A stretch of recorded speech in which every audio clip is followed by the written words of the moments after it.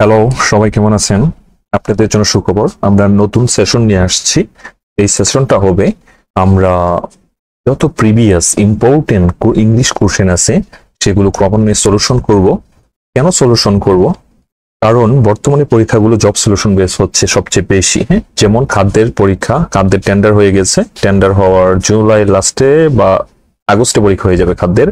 এছাড়া পিবিএস বা পল্লী বিদ্যুৎ সমিতির একটা বিশাল সার্কুলার হয়েছে, বিশেষ করে বিল্ডিং সহকারী এই টাইপের। এটার পরীক্ষাও জব সলিউশন বেস হবে। এছাড়া 47তম বিসিএস আছে, এখানে আরো ইংলিশ আছে। তো আমরা কম্বাইন করে সহজ থেকে মানে অ্যাডভান্স লেভেলের কোশ্চেন এটা আমরা কম্পাইল করব এবং প্রতিটা প্র্যাকটিসে আমরা 25 থেকে 40টা বা 30টা যাই হোক এই টাইপের রাখবো। হ্যাঁ, এটা সলিউশন করলে আপনার মানে ক্যাপাবিলিটি অনেক বৃদ্ধি পাবে আশা করি, কারণ আমরা এখানে ব্যাখ্যা সহকারে এটা ভেঙে ভেঙে আমরা পড়িয়ে দিব। আর আপনাদেরকে সবাইকে বলতেছি যারা এখনো সাবস্ক্রাইব করেনি আসলে সাবস্ক্রাইব করবেন। হ্যাঁ, আর লাইকটা দিলে আমাদের ভালো লাগে, যে আমরা বুঝতে পারি যে আপনারা এটা আপনাদের পছন্দ হয়েছে বা আপনাদের উপকার আসতেছে। আর কমেন্ট করলে তো আরো ভালো। ঠিক আছে, তাহলে লেটস গো, শুরু করা যাক। 1 নম্বর প্রশ্নই আছে, I have never seen helicopter before.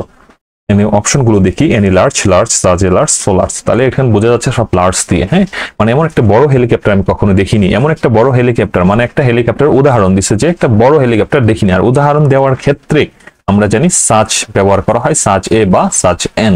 এখানে যেহেতু এই দেখেন সাজ এ লার্জ, সাজ এ লার্জ হলো কি এ আসছে কেন, কারণ এটা তো কনসোনেন্ট, তো সাজ এ লার্জ হবে উত্তর। এমন 2 নম্বর প্রশ্ন আছে, ইফ আই হ্যাড মানি। হ্যাঁ, হ্যাড আছে, আমরা জানি কি তো কন্ডিশনের ক্ষেত্রে হ্যাড থাকলে পরবর্তীতে কি হয়, উড হয় এবং ভার্বের বেস ফর্ম। তাহলে যে I had money, I would it purchase, আমার টাকা থাকলে আমি এটা পারচেজ করতাম, তাহলে আই উড পারচেজ হবে। কারেক্ট সেন্টেন্স করতে বলছে। প্রথমটা হলো রিচ, রিচের আগে দি হয়, দি রিচ যদি দিই তাহলে কি বোঝায়, রিচ অর্থ ধনী, কিন্তু যখন এর থেকে আর্টিকেল দি দিব তখন ধনী জাতিকে বোঝাবে, মানে ধনী জাতিকে বোঝাচ্ছে। তাহলে ধনীরা মানে ধনীরা যারা ধনী, আর নট তখন এটা কি হবে, ধনী জাতিরা, তখন একটি ধনী হলো না, তখন সম্পূর্ণ ধনী জাতিকে বোঝাচ্ছে। এর জন্য এটা কি হয়ে যাবে, তখন এটা প্লোরাল ভার্ব নিবে, তখন আর সিঙ্গুলার ভার্ব হবে না। তাহলে the rich are not always happy, উত্তর এটাই রাইট। 4 নম্বর প্রশ্ন হলো, which is the correct sentence. আমরা জানি কি ডিল ইন অর্থ হলো ব্যবসা করা, হি ডিল ইন রাইস, তাহলে সে চালের ব্যবসা করে। আর ডিল উইথ হলো কোনো আচরণের মাধ্যমে, কোনো কথাবার্তার মাধ্যমে কোনো সমস্যার সমাধান করা, সেটা হলো ডিল উইথ। ওকে, আর ডিল ইন হলো ব্যবসা করা, তাহলে ডিল ইন রাইট, এটা হলো রাইট। আর 60 মাইল আমরা দেখবো যে একক, মাইলস, আওয়ার্স এগুলো থাকলে, হ্যাঁ এগুলো থাকলে অবশ্যই সিঙ্গুলার ভার্ব নিবে, মনে রাখতে হবে। এই যে মাইলস, আওয়ার একক টাইপের যেগুলো এস যুক্ত আছে এগুলো কিন্তু সিঙ্গুলার ভার্ব নিবে। তাহলে 60 মাইল সিঙ্গুলার ভার্ব কি আছে, is. 60 mile is a long distance. Okay, 6 number আমরা তাই রাখছি, আরেকটা রাখছি 10 আওয়ার্স। একটু আগেই বলছি এককের সাথে এস যুক্ত থাকলেও এগুলো সিঙ্গুলার ভার্ব নেয়। 10 আওয়ার্স তাহলে কি হবে, is too long to wait. তারপরে হলো you must always go to, তোমাকে অবশ্যই গো টু মানে যেতে হবে, ওয়ার্কে কাজ যেতে হবে। কি কাজে কখন যেতে হবে, কাজে তো অবশ্যই সময় মতো যাওয়া প্রয়োজন বা সময় মতো যেতে হবে। আর সময় মতো যাওয়ার জন্য হয় কি, অন টাইম, মানে একদম ঠিক সময়ে। অন টাইম অর্থ ঠিক সময়ে, আর ইন টাইম হলো একটু আগে, অবশ্যই মনে রাখতে হবে। হ্যাঁ, অন টাইম হলো একেবারে সময় মতো, 9টাতেই যেতে হবে। সিবি কারিকুলাম ভাইটায়, কারিকুলাম ভিটা হলো কি, কারিকুলাম ভাইটা বা বিটা যাই বলি না কেন এটা উচ্চারণটা আপনার মনে রাখতে হবে। হ্যাঁ, এবং বানানটা, এই বানানটা কিন্তু পরীক্ষায় আসে। কারিকুলাম, CURRI, কারিকুলাম, CUL, এবং কারিকুলাম পরে হলো বিটাই, BITAE। কারিকুলাম ভাইটা বা বিটাই যাই বলি না কেন এই বানানটা কিন্তু খুবই ইম্পর্টেন্ট। হ্যাঁ, অবশ্যই মনে রাখবেন। তারপরে আছে 9 নম্বর প্রশ্ন, বাই এন্ড বাই হলো শীঘ্রই, মানে হলো মানে সোন, রিসেন্টলি বা ইন নো টাইম মানে শীঘ্রই। হ্যাঁ, এগুলো বোঝায়। ওকে, এই যে সোন আছে এখানে, সোন, তাহলে এটার উত্তর। 10 নম্বর প্রশ্ন হলো নোবেল অর্থ কি, উল্লেখযোগ্য বা প্রধান বৈশিষ্ট্যপূর্ণ বা খ্যাতিমান, এইটাই বোঝাচ্ছে। হ্যাঁ, আর মিন হলো কি এভারেজ বা নিচ, মিন হলো এভারেজ বা নিচ, আর নোবেল হলো প্রধান বা বৈশিষ্ট্যপূর্ণ, তাহলে এটার অপোজিট হবে নিচ। এছাড়া ডিগনিফাইড হলো মর্যাদা দেওয়া বা মর্যাদা সম্মান দেওয়া। হ্যাঁ, ওকে। পরে হলো a place where everything is perfect, যেখানে সবকিছুই পারফেক্ট তাকে ওটোপিয়া বলা হয়। Okay, utopia. 12 number, Shakespeare is known mostly for his, হ্যাঁ মোস্টলি ফর হিস, তার নাটকের জন্য বিখ্যাত, তাহলে প্লেস হবে। আসলে প্রশ্নগুলো আমি কালেক্ট করছি, এখানে আপনারা সহজ থেকে আপনার আস্তে আস্তে কঠিন তরে যাবে। হ্যাঁ, আপনারা ফলো করেন, ইনশাল্লাহ উপকৃত হবেন। প্রতি সপ্তাহে এটার ভিডিও থাকবে। পরে হলো 13 নম্বর, ওয়ান অফ দ্য বয়েস। এই দেখেন বয়েস কি, বয়েস হলো প্লোরাল, কিন্তু যখন ওয়ান অফ এসে যাবে, হ্যাঁ ওয়ান অফ এর পরে মনে রাখতে হবে, ওয়ান অফ এর পরে plural noun singular verb, plural noun, one of এর পরে কি প্লোরাল নাউন কিন্তু সিঙ্গুলার ভার্ব বসবে। তাহলে সিঙ্গুলার ভার্ব কি আছে, এবার ইয়েস্টারডে, যেহেতু গতকাল বলছে পাস্ট টেন্স, তাহলে পাস্ট টেন্সের সিঙ্গুলার ভার্ব আছে ওয়াজ, তাহলে উত্তর হলো was. One of the boys was absent yesterday. কিন্তু ধরেন আপনার পরীক্ষার হলে মনে নাই আসলে ওয়ান অফ এর পরে কি বসে, প্লোরাল না সিঙ্গুলার, তখন আপনি মনে দেখেন কি আছে, তখন আপনি এটা এইভাবে মনে রাখবেন।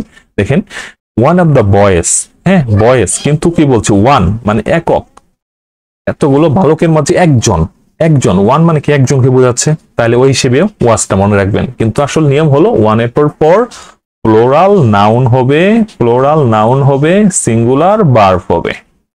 আশা করি বুঝতে পারছেন। হ্যাঁ 14, ট্রাই হার্ড লিস্ট। এই যে লিস্ট থাকলে কি হয়, লিস্টের পরে শুড বসে, লিস্ট থাকলে শুড দিবে, তাহলে ইউর পরে কি হবে শুড হবে, এটা মনে রাখবেন, লিস্টের পরে শুড বসে, ইউ শুড ফেইল।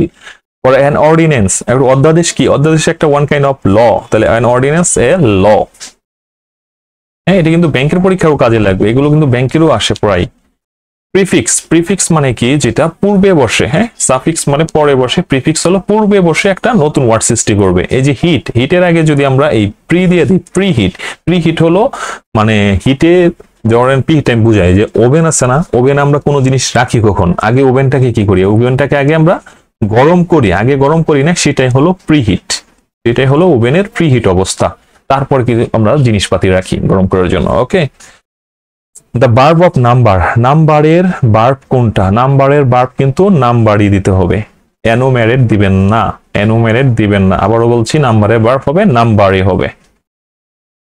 18 নম্বর প্রশ্ন, we need to buy some new furniture আছে, যেহেতু ফার্নিচার কি আনকাউন্টেবল নাউন, ফার্নিচারের ক্ষেত্রে আনকাউন্টেবল নাউন, যেহেতু আনকাউন্টেবল নাউনে কখনোই এস বা ইয়েস যুক্ত হবে না, তাহলে হবে we need to buy some new furniture হবে, নিউ ফার্নিচার হবে। ওকে, আই প্রমিস, আমি প্রতিজ্ঞা করলাম, আই স্মোক অ্যাগেন, আমি প্রতিজ্ঞা করছি আমি কখনো আর স্মোক করব না।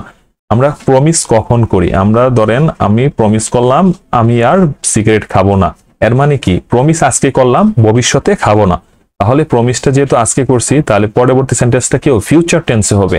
এখানে ফিউচার দেখেন ডিড নাই, কুড নাই, ডোন্ট নাই, এই যে অন্ট, অন্ট হলো কি, অন্ট হলো উইল নট, উইল নট এর সংক্ষিপ্ত রূপই হলো অন্ট, তাহলে I promise I won't not, I won't smoke again.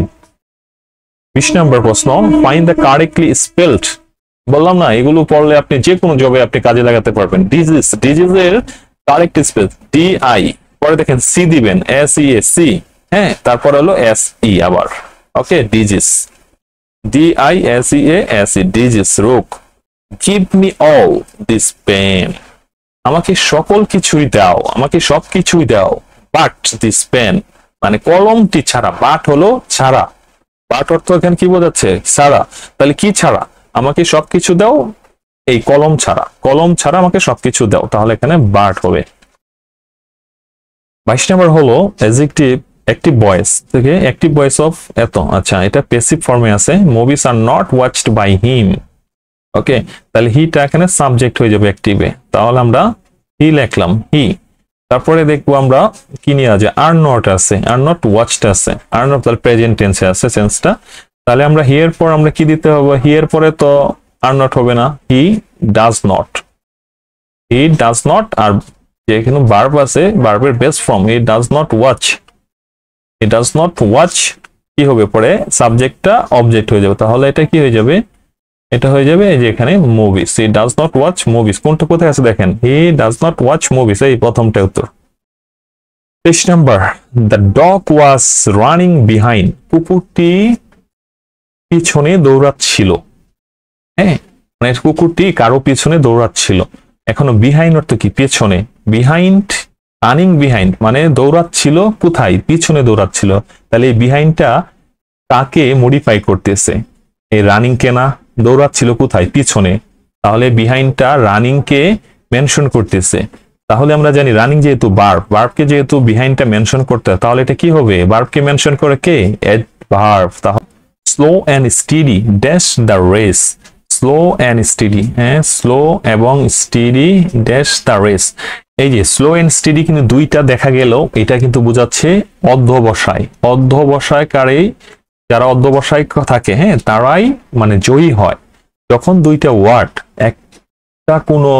একটা কোনো অংশকে বোঝাবে, যখন দুইটা ওয়ার্ড মিলে একটা অর্থ প্রকাশ পাবে, তখন কিন্তু ভার্বটা সিঙ্গুলার হবে। আবারও বলছি, ধরেন দুইটা ওয়ার্ড আছে কিন্তু দুইটা ওয়ার্ড মিলে একটা নির্দিষ্ট অর্থ বোঝাবে, তখন কিন্তু ভার্বটা সিঙ্গুলার হবে। তাহলে স্লো অ্যান্ড স্টিডি, এখানে কিন্তু স্লো অ্যান্ড স্টিডি তাহলে কি হবে? Singular verb. সিঙ্গুলার ভার্ব কি আছে? উইন্স আছে। এই দেখেন উইন্স, সিঙ্গুলার ভার্বের সাথে তো এস বাই এস যুক্ত হয়, যেহেতু থার্ড পারসন, তাহলে উইন্স হবে। তাহলে wins the race. Okay, clear তো এটা? 25 বলছে very large building in which aircraft, যেখানে বিমান রাখা হয় তাকে সেটা কি বলা হয়? হ্যাঙ্গার বলা হয়। HANGAR, hanger. এই হ্যাঙ্গার না কিন্তু, হ্যাঁ, এটা কিন্তু GAR আছে, হ্যাঙ্গার। আর এই হ্যাঙ্গার হলো ঝুলানো। টাকায় টাকা আনে, এটা পিএসসির কোশ্চেন, খুবই ইম্পর্টেন্ট। মানি বিগেটস মানি, খুবই টাকায় টাকা আনে, মানি বিগেটস মানি। এখন প্রশ্ন যদি আসে টাকায় কোন কারক কোন ব্যক্তি, প্রশ্ন আমি রাখলাম, উত্তরটা আপনারা কমেন্টে করবেন, দেখি কয়জন পারেন। কেমন লাগলো, হ্যাঁ, আপনাদের এই নতুন সেশন? যদি ভালো লাগে অবশ্যই কমেন্ট, লাইক করেন এবং জানান আমাকে এভাবে চলবে কিনা।